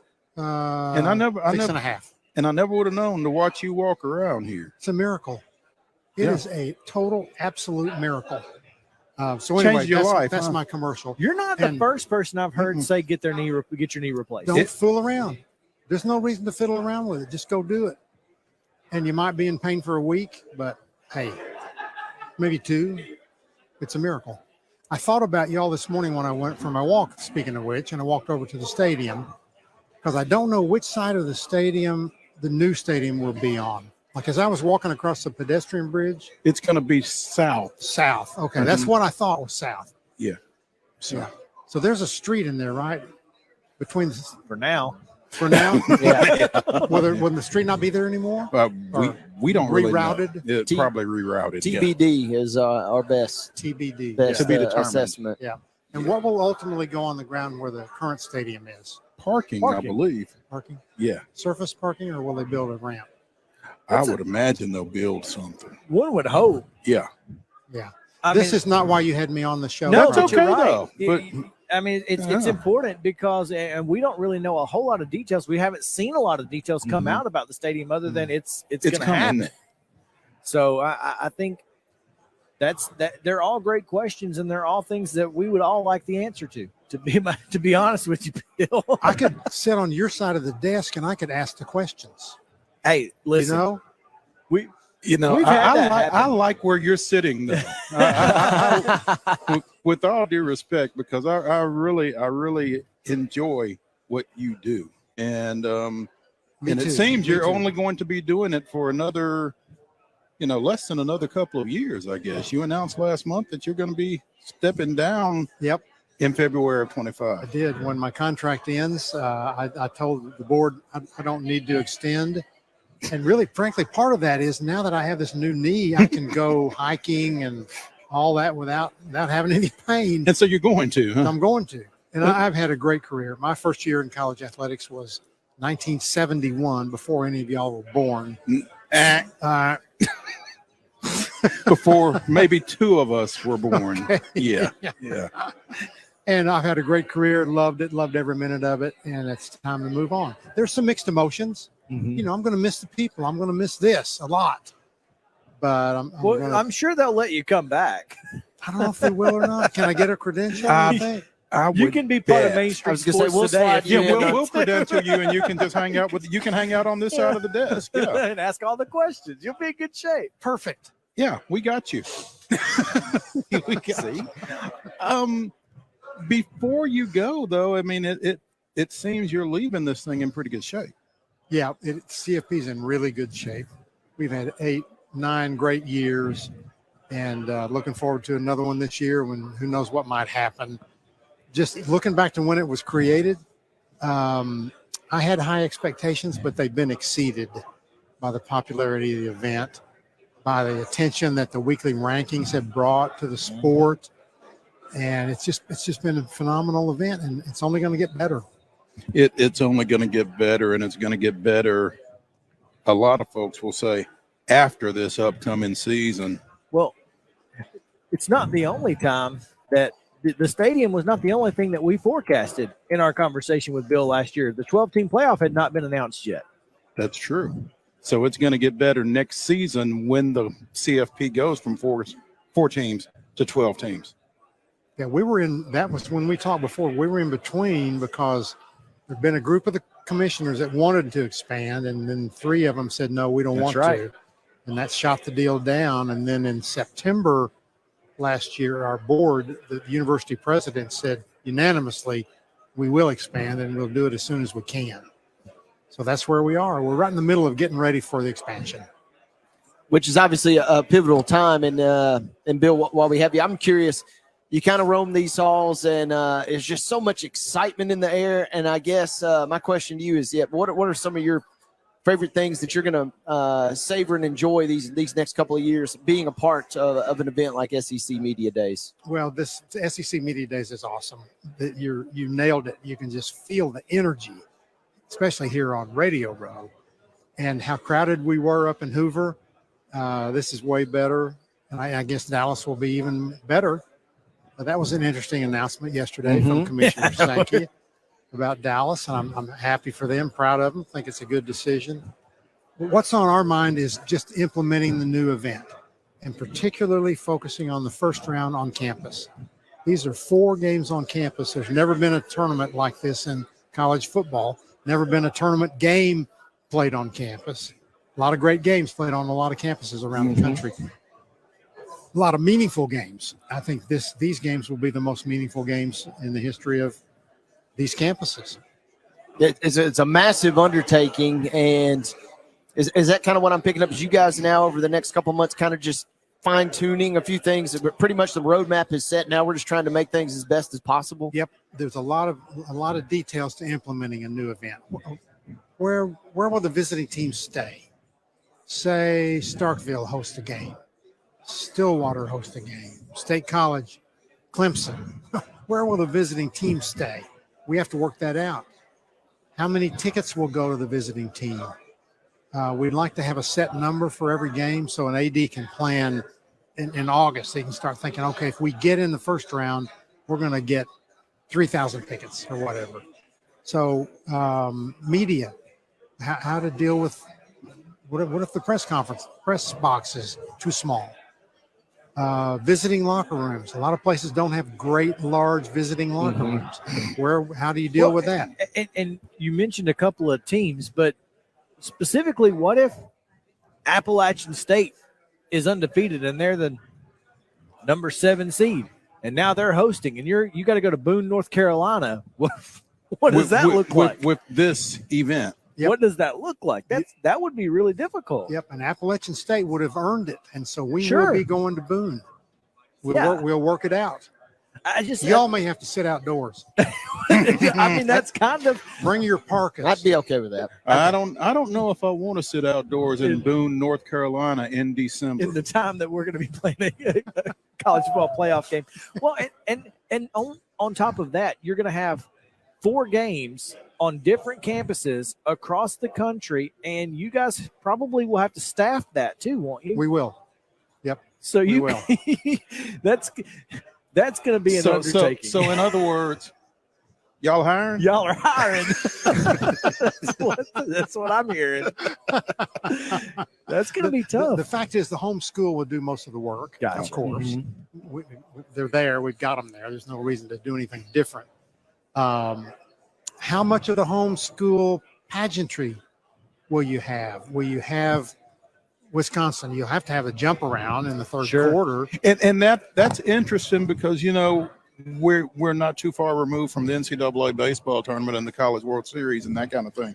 And they really kind of sanitize those postseason games where they can't necessarily play the home team's walk-up music. The home team isn't always the home team, different things like that. So again, how much of that home team pageantry do you allow in that tournament setting? The magic of a college football Saturday is a lot of the pageantry. And so we don't intend to get rid of it right now, but we do intend to let the visiting team have their run-on music. So maybe the pregame show is going to be a little bit longer because you've got to have both. But I don't suppose we'll have in the third quarter the giveaway of the scholarship for the journalism school at Oklahoma. I don't suppose we'll have that. Sure. So it'll be a combination, but keep that homeschool pageantry. Both bands would be ideal. Both bands would be ideal. Both bands would be ideal. What makes college football special? You can list a lot of things. Marching bands. It is. And that, to me, that's what separates college football from professional, is the things surrounding the event. And college football playoff events are just that. I mean, this is not something that's going to be a show up on Saturday kind of thing. You're going to have ESPN crews out. You're going to have CBS crews out. It's going to be a big deal. It's going to be a big deal. Yep. It's going to be really cool. And then, of course, 10 days later, the winners go off to the bowl games to play New Year's Day and New Year's Eve. We envision one game New Year's Eve, 3 quarterfinal games New Year's Day. And so 10 days later, they go play again. And then 10 days after that, they go play in the semifinals. How special is it to you, and you may not have even thought about this to this point, to be the executive director to enact all of that as kind of your swan song to some degree? I guess I really haven't thought about that. I will say this: when I was hired to do the CFP, I was the only person at the start, and the commissioner said, "Okay, build a staff, get a selection committee, finish the TV rights," and I'm like, "Okay." No big deal. No big deal. And looking back on it now, I should have been scared to death. But I wasn't. It was a great opportunity, and now we have a great staff, and basically they do all the work. So that's what we'll do with the new deal. We probably add a few staff. We have 17 on our staff at our office in Dallas, plus 3 on our foundation staff. And we may need to add a few more. It's going to be awesome. It should come as no surprise, guys, that Bill's able to pull all this off with his background as a COSIDA Hall of Famer. I mean, it kind of goes back to the old adage: if you can do anything in sports information, you can do just about anything. Bill, I'm sure you're aware of that. I did start my career in sports information, and I did. They had 1 year where they couldn't find anybody to put in the Hall of Fame, so they stuck me in there. I find that somewhat hard to believe. I find it terribly hard to believe, actually, but. I don't think anybody in the athletic department knows as much about all the department as the sports information director. Right. And I mean, you watch so much from that position. I was a student worker in sports information at Middle Tennessee State. So, I mean, and this guy was a former athletic media relations director. So, I mean, we've kind of got a feel for and an affinity for those folks. So, but I truly believe that position in particular, you're balancing so many hats or wearing so many hats at once, kind of like this role that you're currently serving in. It seems like those positions are sometimes best equipped to pull off big operations like this. Yep. And I think if you need to know how to write. If you're going to want a career, you need to know how to write. Now, I know a lot of young people don't care about that. All they want to do is tweet. But you need to know how to write, and you need to know how to read. Be a reader. When young people ask me about what do I need to do, I say read and write. Know everything about the business that you can possibly absorb. And I got a chance to be a student assistant in sports information my junior year in college, and I thought I had died and gone to heaven. It was the coolest thing. We carried typewriters up to the press box on Friday afternoon to get ready for games. And did you carry the mimeograph? I did, and Wow. if you had to be careful with that mimeograph machine because you could spill the fluid on your pants while you were carrying it up to the press box. So you had to be real careful. and you had to carry it up because, Floyd Stadium, Tennessee Tech, there were no elevators. So yeah, you had to lug that stuff. Yeah, we had an elevator at Oklahoma. We were kind of big time. Oh, you were kind of big time. Yeah, it fit 6 people could go up at once. Oh, yeah. That didn't take long to get up there, did it? You carried it up all the stairs. Oh man, all the steps. All the steps. Yeah. No wonder you're so big and strong. Well, big anyway. No. I thought I had it bad having to carry a backpack with about 4 laptops in it, but no. I know that you guys blazed a different trail for me. That's for sure. When I was my first year in the business, we had Oklahoma had a good team. 1971. That was a game of Oklahoma, Nebraska on Thanksgiving, both undefeated. Great 35-31 game. And that was my introduction to the world of college athletics. And I thought, man, I'm in the greatest career ever. My salary was $7,000 a year, and that was fine. I had a wife and a baby, and we did great. And we had to walk uphill to school in the snow. Ways. Well, There we go. Because you're working in sports. You're working in sports. And getting paid to do it. And getting paid to do it. Think about all those people walking down the street out there right now. They'd all love to be right here sitting where y'all are sitting. I mean, Bill, I'm from the Birmingham area, so I've been on the other side of the stanchions at SEC Media Days, looking down Radio Row going, I can't wait to be there one day. So it's pretty cool. And there is a level of excitement, you know, when you're able to be here in this type of environment. And those folks out there, they you know, working in sports is a lot of fun. So for those of you out there who are, you know, looking at potentially working in sports, you're never going to be rich, but you can have a lot of fun doing it, and you get to talk to folks like Bill Hancock. Like Bill Hancock. Well, truly, I mean, you have a lot of good friends, but isn't it funny because they think it's all about games. Mm-hmm. And games are such a tiny percentage of what any of us do. Yeah. Yeah. Microscope. Bill, before we get you out of here, what's going to be 1 or 2 big things, or maybe that you're most proud of with your time, kind of forming and shaping? This has literally been your baby in many regards. And just what's 1 or 2 things that you're most proud of during your tenure? Ooh, good question. Well, just the fact that we have a playoff and that it has been so successful. We played the championship game in 10 different cities in the first 10 years. I guess what I'm the most proud of, though, would be the people that I've encountered in that time, y'all, the 3 of you, others. When you leave a position, what your legacy is the people that you've been able to work with. And I've been lucky enough to have a lot of people that I've really enjoyed working with. Well, you said it earlier. You said it last year. All the boxes can be checked for Nashville as soon as that stadium's done. Do you foresee the College Football Playoff Championship being in this city, or at least a semifinal in this city within the next few years? Well, I'll never forget the day Scott Ramsey called me after the council had made I bet he did. I bet you were the first call. I bet Scott said, let me get Bill on the phone. I will never – he called me the day before to say, tonight's the night. And I'll never forget the excitement in his voice. Oh, yeah.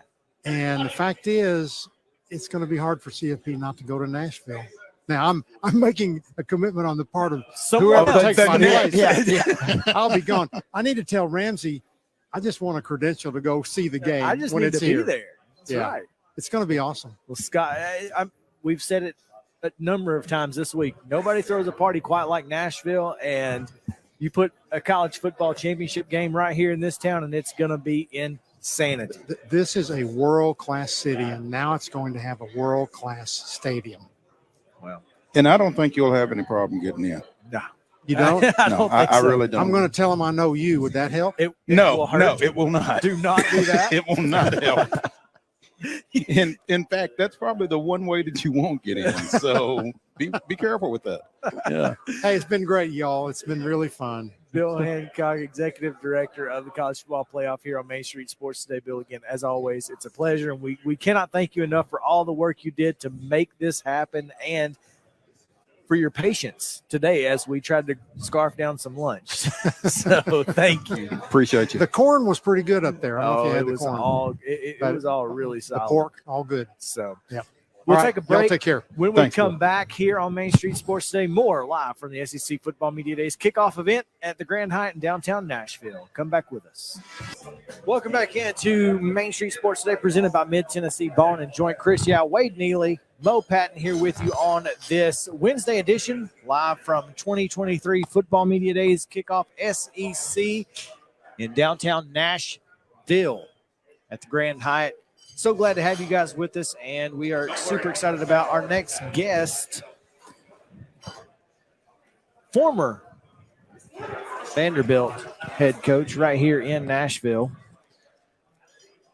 Derek Mason joins us, and my microphone keeps just it's got issues, and it's really annoying. But anyway, it's day 3. He's trying to battle through. It's rough. Coach, thanks for taking some time with us. Hey, listen, I'm glad to be here. Main Street Radio.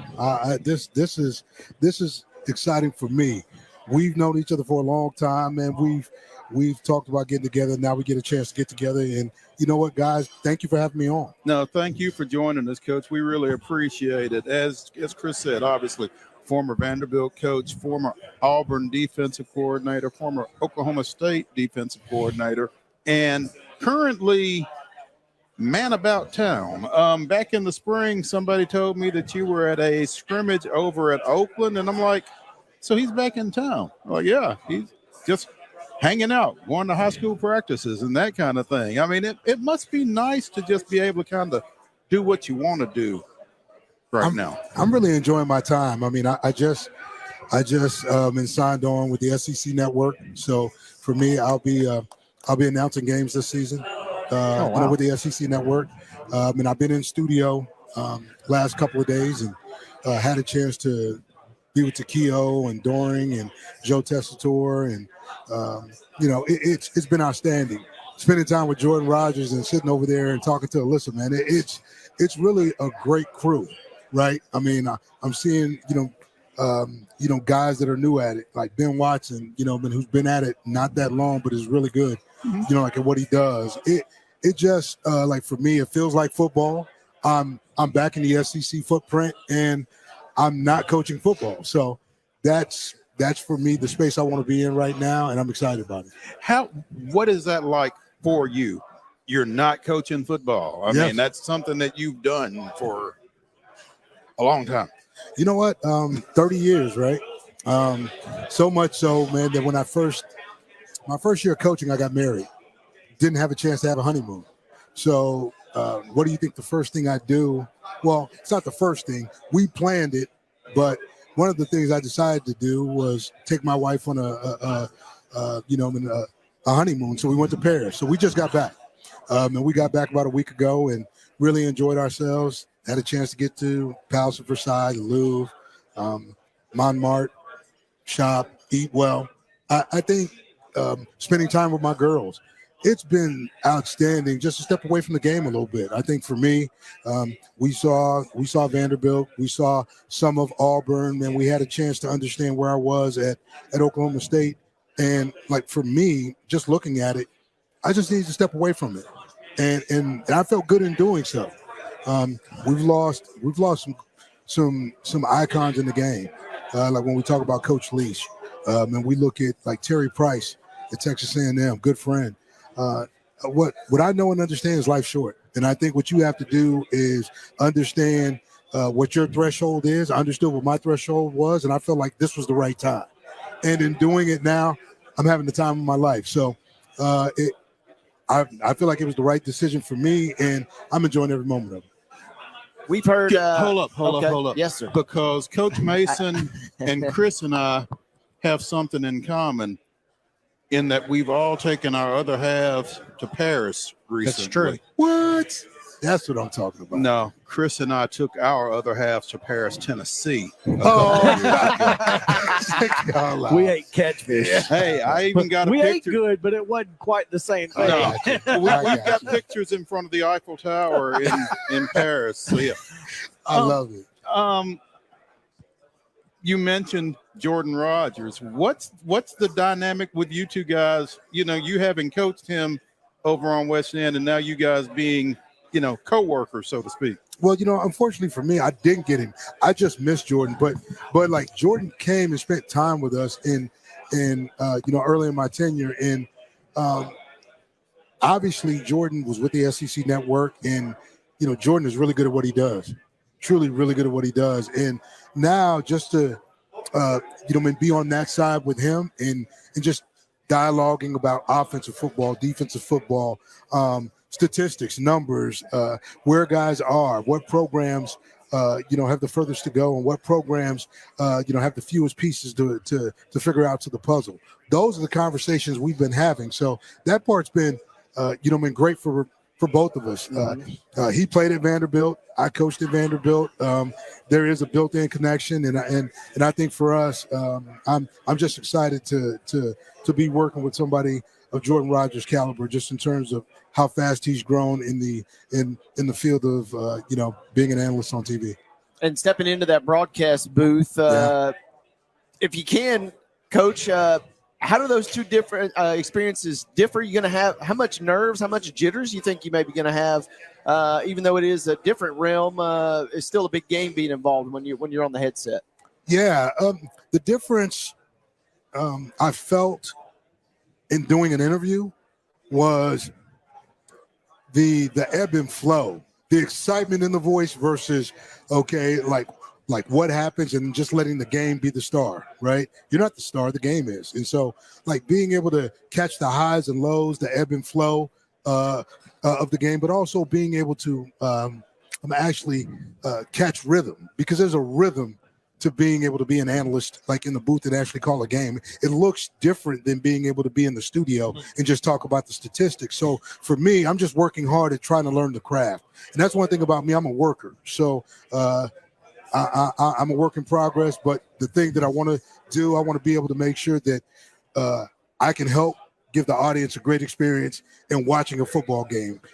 There's context and explanation, like to things that happen, but you don't want that to take away from the game itself.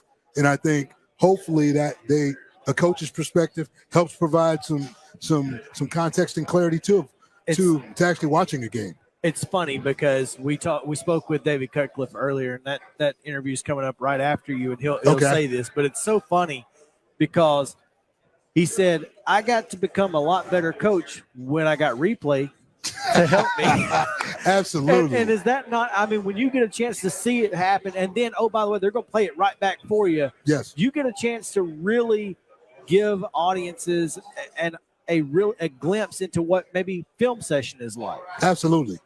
I think you're exactly right. With the advent of what happens with replay and the ability to tell a straight and be able to talk through exactly what you just saw, it gives us, I mean, Madden was doing it a long time ago, sure. but what I will say about that, sometimes it was still hard to follow, like from the standpoint of where we are.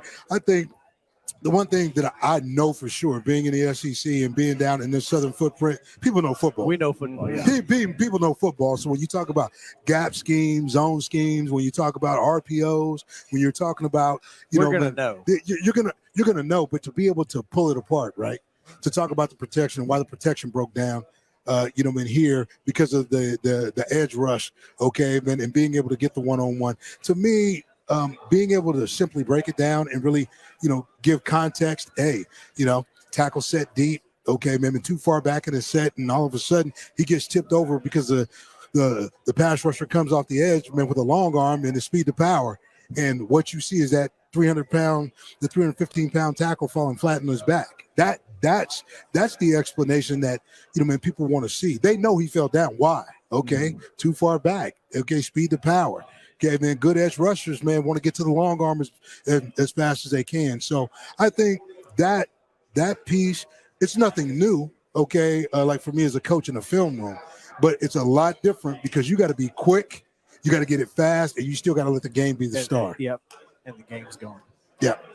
And I guess another question I had is, will we need a get-back coach for Coach Mason, the analyst? in the press box? I'm already picturing a big third down, and I can see you almost coming out of your shoes a little bit there, Coach. I'm clipped in with a parachute, so I think I'll be fine.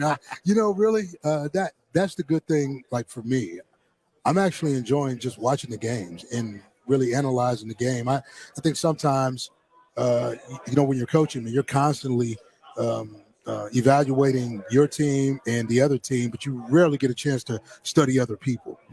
I get a chance this year to be able to look, study, and evaluate, learn more about offensive processes, and really just sharpen my defensive skills as well. So I'm looking forward to like all of it.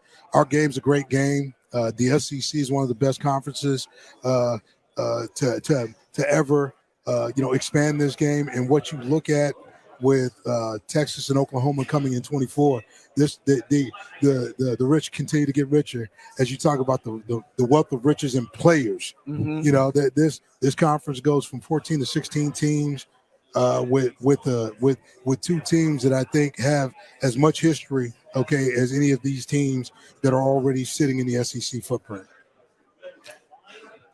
Coach Derek Mason joining us here on Main Street Sports today, presented by Mid Tennessee Bone and Joint. Coach, again, we've got a interview with Coach Cutcliffe coming up, and one of the things that he spoke to was, after leaving Duke and taking his new position with the SEC, on Sunday mornings he could wake up and he wasn't stressed about what had happened the night before, that kind of thing. Is that something you're kind of looking forward to once the season starts? You're not worried about wins and losses because you're winning either way. I'm looking forward to it because I had that same conversation with Coach Cutcliffe. we spent an hour and a half yesterday just talking about just that, just talking about time spent after the game and in processing and taking it home and being able to put it away. Now I'm not worried about taking it home. I'm not worried about putting it away. I'm just going to enjoy the game that I see. I'm going to call that game to the best of my ability, and then I'm going to go home, see my family, and hopefully enjoy a good family dinner and watch a movie with my dog. That's a lot better way than Sunday mornings before the light cracks. Absolutely. Yeah. 100%. Coach, through your unique lens, how do you see the SEC shaping up this year in terms of competition on both sides? Because we've talked a lot about Georgia on this program, but it seems like the West in particular this year, there's a number of teams that could win that thing. Yeah. When you look, Alabama's still finding out who their quarterback's going to be, correct? So, like, for me, I understand most of the other pieces because that's a factory. I'm not worried about Tommy Rees. I'm not worried about Kevin Steele. I mean, their accolades as coordinators sort of speak to like what they can do. And generally, when you go to Alabama, you're acclimating to a system anyway. So that's easy. To me, I think what's happening with Ole Miss is interesting. In terms of they've done well in the transfer portal. I see what they have in the quarterback room, and they've got 3 quarterbacks. Trying to figure out exactly what that situation is going to look like. But to me, Alabama is probably everybody's favorite. And I saw the numbers yesterday, and those numbers sort of blew my mind a little bit because it's hard to say that LSU is that far behind Alabama. Just in my mind, when I look at Jaden Daniels coming back, I look at how that group of freshmen at a talent-rich, state, in Louisiana at LSU, what they did a year ago, in saying that when you have a quarterback of that caliber, that quarterback, receiver, or running back, that they're not in contention. I think Alabama's 1A, but when you talk about 1B, I think those two are neck and neck, and I think it's anybody's game. But that's still saying that we don't know what Mississippi State's going to be, right? Mm-hmm. Will Rogers, you still got Will Rogers. You still got, Coach Arnett turned over the defensive responsibilities, but you still have a defense that's still, top 4 in the SEC, right? And so, like, to me, do those weapons rise up and can they surprise somebody like in this? So, like, to me, watching and looking, it's Brian Kelly's tighter. a pretty good coach, by the way, at LSU. So it's all a big jumble in the West. It could be, like you said, anybody's game because there are too many good coaches for it not to be. Correct. And I tell you what's different. You know Jimbo. Like looking at Jimbo, anytime you count him out, it seems like he pops up and like it's like a weed, right? Yep. You know, Can't kill him, right? you're like, okay, well, I got it. Then 3 weeks later, man, that weed's taller than tall. So I think there, man, you got to give him credit because they've got talent. You got to move from having talent to being talented. Because when you're talking about talented, that's the ED, that's the extra dimension, and that's all about production. If they get production at Texas A&M, it'll be interesting. Coach Derek Mason joining us here on Main Street Sports today, presented by Mid-Tennessee Bone and Joint, as we continue our coverage of SEC Football Media Days here at the Grand Hyatt in Nashville. We're going out here? Yeah, we can get out. Get him out of here. Thank you so much. Now, when we come back, we're going to have that conversation with Coach David Cutcliffe that we referenced a couple of times here. But Coach Mason, appreciate you stopping by, man. Thank you so much. We're looking forward to seeing you and catching up with you as the season progresses. It'll be fun. You Absolutely. gentlemen take care, and hopefully I'll get a chance to see you during the season. Sounds good. Thank you, sir. All right, we are going to take a break. When we come back, it's going to be David Cutcliffe right after this on Main Street Sports Day, presented by Mid-Tennessee Bone and Joint, the Lee Company Studio. Since 1975, Mid-Tennessee Bone and Joint Clinic has treated the orthopedic needs of Middle Tennessee residents. The trained physicians provide surgical options and minimally invasive options to treat all orthopedic needs. The walk-in clinic, OrthoQuick, helps you bypass the ER while treating sports injuries and acute needs Monday through Saturday. Visit MTBJ online at mtbj.net or on social media at Mid-Tennessee Bone Joint Clinic. Complete Service Heat and Air is a trusted provider of top-notch heating and cooling solutions dedicated to ensuring optimal comfort and efficiency for residential and commercial spaces. Complete Service Heat and Air is located in White Bluff, Tennessee. We do service and repair on heating and air the right way 24/7. Service, call us at 615-797-3997. Serving Cheatham, Davidson, Dixon, Hickman, Humphreys, Montgomery, and Williamson counties. With Lee Company technology, the best handymen are hands-off. Lee Company techs have been using visual findings and other smart technology tools for years to add transparency and virtually take customers along. You see what we see, whether we're in a crawl space or on a roof. With Lee Company, technology helps us help you, no matter what's happening in the world or at your house.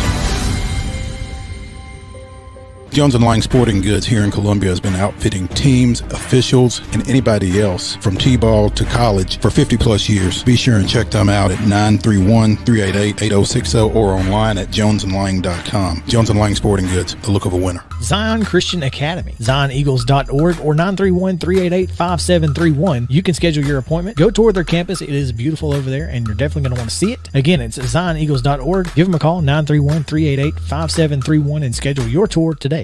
Did you know that up to 80% of us will experience back or neck pain during our lifetime? Many of you are offered surgery or addictive pain pills to relieve your chronic pain. At the Dr. Gill's Center for Back, Neck, Chronic Pain Relief, we have been leading the way to better health, naturally, and have helped tens of thousands of people right here in Middle Tennessee for the past 30 years. I came to Dr. Gill about 10 years ago after my local doctors recommended surgery. I knew about Dr. Gill and wanted to see if he could help me. 10 years later, I am pain-free, no surgery, and no pain pills. Surgery is scary, and over 40% of all back surgeries fail, creating a cycle of surgery and pills. There is a safer solution to your chronic pain. Make the call to the Dr. Gill Center for Back, Neck, Chronic Pain Relief today and get your life back. This office visit is normally $299, but call today and receive your initial consultation, report of finding for just $49. But hurry, this offer won't last long. Call 615-768-8743. That's 615-768-8743. You can't see the sights without the sounds. From the crack of the bat to the roar of the crowd and everything in between, discover what Hit City has to offer. Spend your nights cheering on the Nashville Sounds at First Horizon Park with giveaways, fireworks shows, theme weekends, and more. Single game tickets are on sale now. Visit NashvilleSounds.com to claim your seat today. Mid-Tennessee Bone and Joint has been the official sports medicine provider for Maury County Schools for more than 40 years. We specialize in orthopedic service, and our Ortho Quick Walk-In Clinic lets you bypass the ER.